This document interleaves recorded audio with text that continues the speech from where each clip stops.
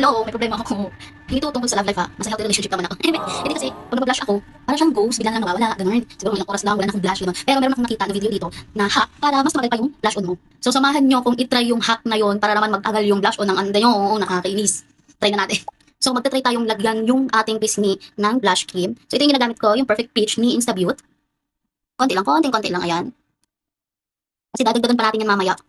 So, i-blend ko lang. Diba, ganyan lang kanilis para natural lang yung atake nyo. Ayan.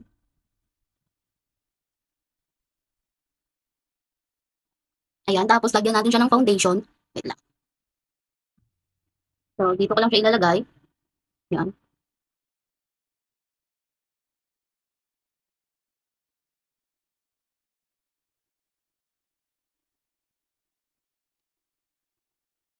Parang naka-concealer, pero hindi siya concealer yung foundation ko ha. Yung, iba lang yung shade niya. Ayan. Tapos maglagay tayo ulit ng another foundation, na another blush. So, ayan, medyo dinamihan ko na ng konti para makita nyo kasi baka mamaya hindi siya visible sa ano. Visible? Hindi siya visible sa camera.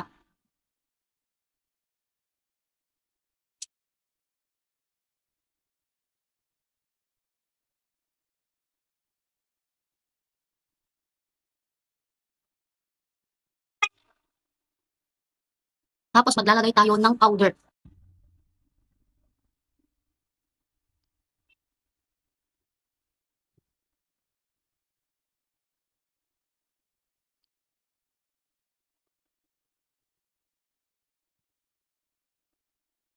Oh, di ba?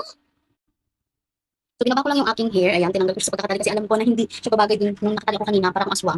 And kita nyo naman kung gaano ka-fresh yan ang tinatali. So, ito nga ulit yung gamit ko, yung Perfect Peach OJ ni Instabute. Mga hindi ko perfect na perfect talaga din to, lalo na sa mga tulad kong morena dyan, na hindi mahilig sa pink or hindi, ang inisip na hindi bagay sa kanila yung pink. Actually, meron silang pink na ito, na shade. Ito siya.